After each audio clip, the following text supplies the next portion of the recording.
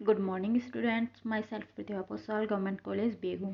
बच्चों, आज का जो टॉपिक है वो बीएससी फर्स्ट ईयर के स्टूडेंट के लिए पेपर फर्स्ट का यूनिट थर्ड का टॉपिक है, सेंटर ऑफ मास। बच्चों, यही टॉपिक आपके सेकंड यूनिट में भी है। अब हम इसको थर्ड यूनिट में इसको क्लियरली समझ लेंगे। तो हम पढ़ते हैं सेंटर ऑफ मास क्या है। द्रव्यमान केंद्र, जैसा कि इसका नाम है द्रव्यमान केंद्र। संपूर्ण किसी भी वस्तु का संपूर्ण द्रव्यमान जहाँ पर केंद्रित होता है वह उस वस्तु का क्या कहलाता है? द्रव्यमान केंद्र। तो किसी पिंड या निकाय का द्रव्यमान केंद्र वह बिंदु है जहाँ उस पिंड या निकाय का द्रव्यमान केंद्रित माना जा सकता है। यानी कि किसी पिंड है कोई, इसका संपूर्ण द्रव्यमान जहाँ पर केंद्रित होता है वो इसका क्या कहलाता है? संपूर्ण द्रव्यमान केंद्र कहलाता है। तो द्रव्यमान केंद्र पिंड में वह बिंदु है जो उसी प्रकार गतिमान होता है जैसे कि किसी समान द्रव्यमान के कण पर समान बल लगाने से होता है। यानी कि कोई समान द्रव्यमान का कोई कण है, उस पर समान बल अगर लगाया जाए तो उसी प्रकार से द्रव्यमान केंद्र भी क्या करता है? गति करता है। नियमित ज्यामितीय आकार की वस्तुओं के लिए द्रव्यमान केंद्र वह बिंदु होता है जिसके चारों ओर वस्तु क्या रहती है? सममित रहती है। यानी किसी के जैसे नियमित द्रव्यमान है, फिक्स है द्रव्यमान, तो वह केंद्र जहाँ पर इसके चारों ओर के जो वस्तु है वो क्या रहती है? सममित रहती है, समान बनी हुई रहती है। लेकिन अनियमित आकार की वस्तुओं के लिए द्रव्यमान केंद्र की स्थिति उनके द्रव्यमान वितरण पर निर्भर करती है। लेकिन मान लो कोई इस प्रकार से अनियमित द्रव्यमान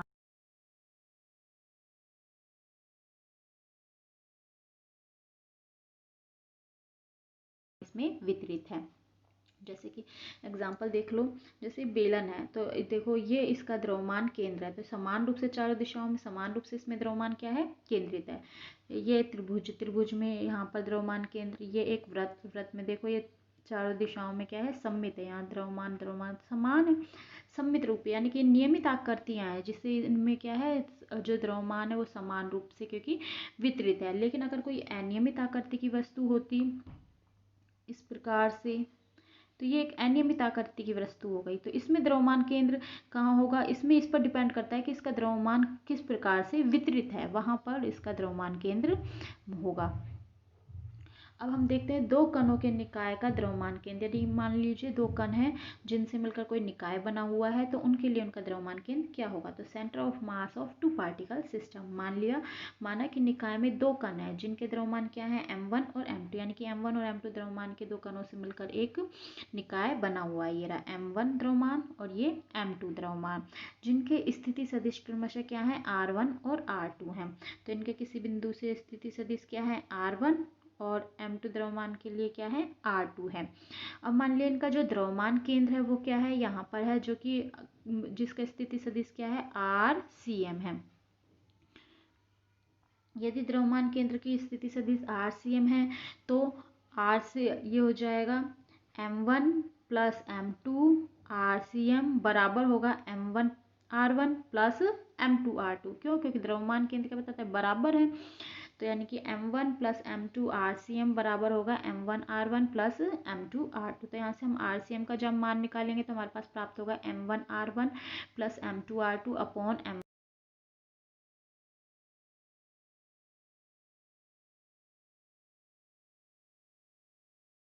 ये तो हम दो कण लेकर चले थे, लेकिन अगर n पार्टिकल हो तो उनके लिए द्रव्यमान केंद्र क्या होगा?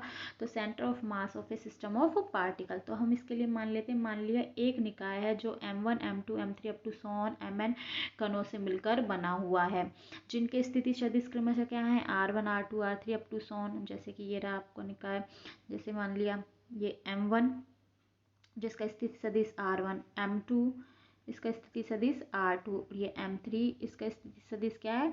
r3। ऐसे ही कोई n पार्टिकल हो तो उसका स्थिति सदिश क्या हो? rn हो। तो अगर इनका मान लिया इनका जो द्रव्यमान केंद्रित है वो यहाँ पर केंद्रित है, ठीक है, तो यानी कि यहाँ पर द्रव्यमान केंद्रित है तो इसका स्थिति सदिश क्या मान लिया? rcm है। और कैपिटल एम क्या है? कैपिटल एम उस निकाय का संपूर्ण द्रव्यमान है, यानी कि capital M is equal to m1 plus m2 plus m3 up to mn।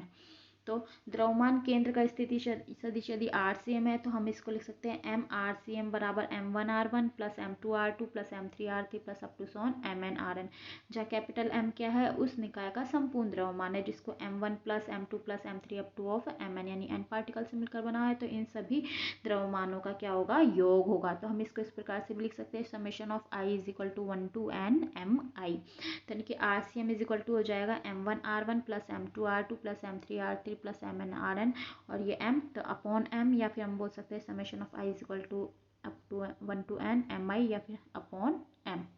इस समीकरण से हम व्यक्त करते हैं। तो यदि द्रव्यमान केंद्र के निर्देशांक क्या हो, x y z हो, यानी कि x दिशा में x से y और z दिशा से व्यक्त करें, तो RCM को क्योंकि हम वेक्टर r इक्वल टू कैसे लिखते हैं, x i cap plus y j cap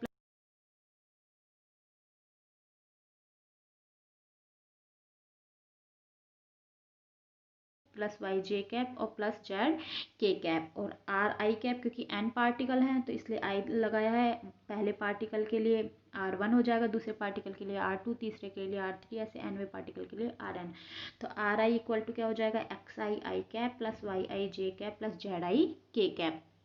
तो अगर हम समीकरण 4 से इन समीकरण 4 में अगर हम देखें तो जैसे R1 का मान पुट करा है x1 आई कैप प्लस y1 जे कैप प्लस z1 के कैप, इसी प्रकार से R2 का पुट करा, R3 का पुट करा, और RCM की जगह x आई कैप प्लस y जे कैप और प्लस जेड के कैप। फिर इनके आपस में तुलना करी तो x के साथ x का, y के साथ y का और z के साथ z का हमें प्राप्त होता है। किस प्रकार से, तो इसलिए हमें प्राप्त होगा x equal to m1 x1 plus m2 x2 plus m3 x3 up to so on plus mn xn, और upon m1 plus m2 plus m3 up to mn।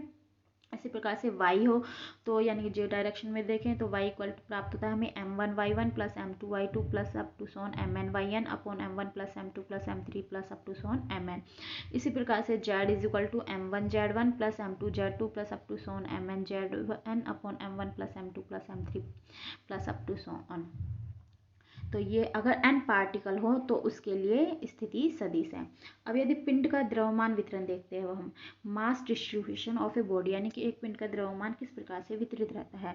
तो यदि किसी पिंड का द्रव्यमान वितरण सममित हो यानी कि सिमेट्रिक हो, तो द्रव्यमान केंद्र वह बिंदु है जिसके चारों ओर वस्तु सममित होती है। ये हमने पहले भी पढ़ा कि यदि कोई पिंड के निश्चित द्रव्यमान है, हम बोल सकते हैं नियमित आकार की कोई वस्तु है, तो अगर इसका जो द्रव्यमान है वो सिमेट्री है, समान है सभी दिशाओं में, तो उसका जो द्रव्यमान केंद्र होगा वो वह बिंदु होगा जिसके चारों ओर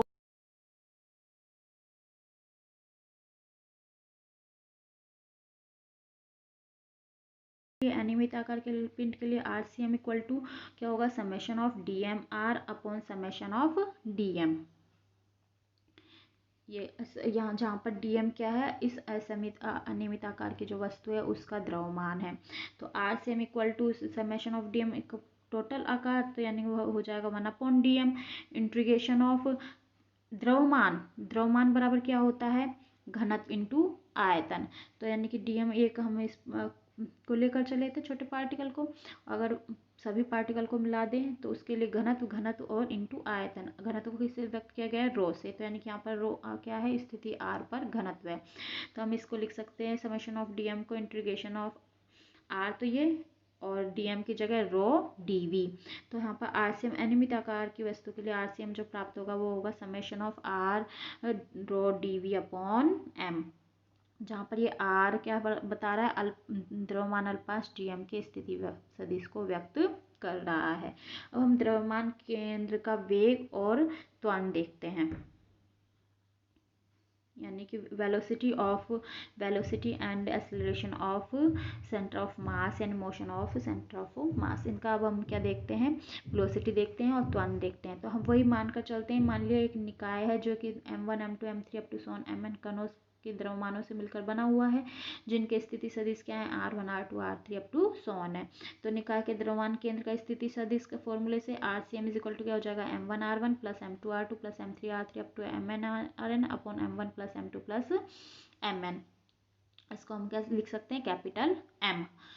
तो अभी इस समीकरण का हम क्या करेंगे, टी के सापेक्ष अवकलन करेंगे। टी के सापेक्ष अवकलन करेंगे तो ये हो जाएगा DRCM upon DT।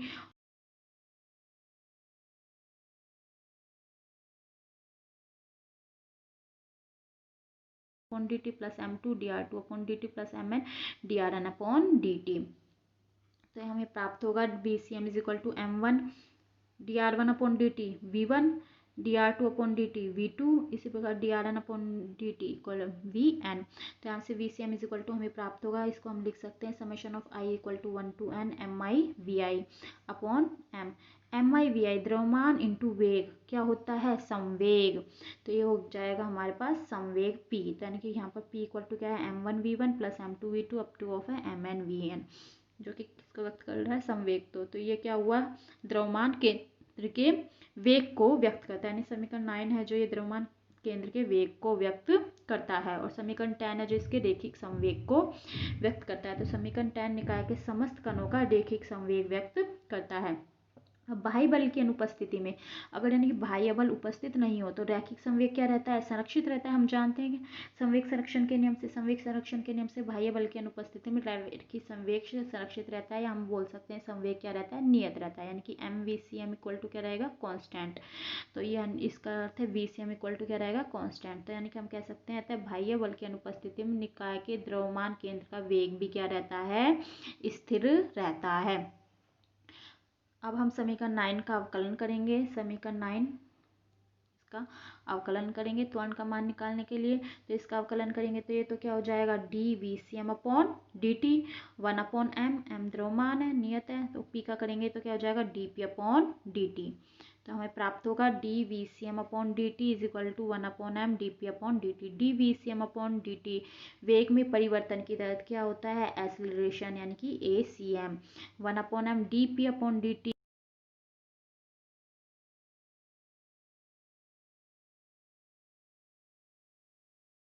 F external.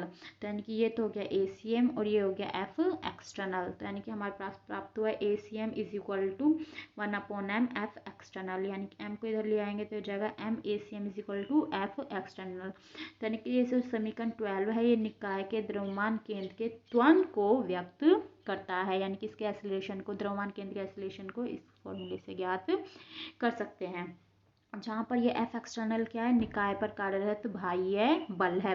या हम कह सकते हैं F एक्सटर्नल इक्वल टू क्या हो जाएगा, क्योंकि हमारे पास n पार्टिकल है तो सभी पार्टिकलों के द्वारा लगाया गया बाह्य बल का योग, यानी कि F external is equal to होगा F1 plus F2 plus F3 plus up to of Fn, जिसको हम लिख सकते हैं I is equal to 1 to n Fi।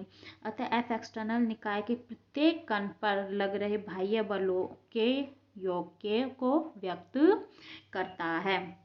तो समीकरण 12 यानी कि समीकरण ये जो 12 है, इससे समीकरण 12 से स्पष्ट है कि द्रव्यमान केंद्र इस प्रकार से गति करता है कि निकाय का समस्त द्रव्यमान केंद्र पर क्या रहता है, केंद्रित रहता है, और निकाय पर आरोपित बाह्य बल द्रव्यमान केंद्र पर ही कार्य करता है। यानी कि द्रव्यमान केंद्र पर डिपेंड करता है, और पूरा जो बाह्य बल है वो किस पर लगता है, इस द्रव्यमान केंद्र पर ही आरोपित होता है। अब देखते हैं सेंटर ऑफ मास फ्रेम, द्रव्यमान केंद्र निर्देश तंत्र। द्रव्यमान केंद्र से जुड़े हुए निर्देश फ्रेम को क्या बोलते हैं, द्रव्यमान केंद्र निर्देश फ्रेम कहते हैं। इस निर्देश फ्रेम में द्रव्यमान केंद्र की गति क्या होती है, शून्य होती है। यानी कि इस निर्देश फ्रेम में कोई द्रव्यमान केंद्र वो गति नहीं करता, उसकी गति क्या होती है, शून्य होती है। इसलिए क्योंकि द्रव्यमान केंद्र की गति शून्य होती है, यानी कि VCM इक्वल टू शून्य हुआ, VCM इक्वल टू शून्य होगा तो रैखिक संवेग P इक्वल टू क्या होता है, MV। तो PV क्या होगा, रैखिक संवेग भी PV क्या होगा, शून्य होगा। तो इसलिए निर्देश फ्रेम में सेंटर ऑफ मास, द्रव्यमान केंद्र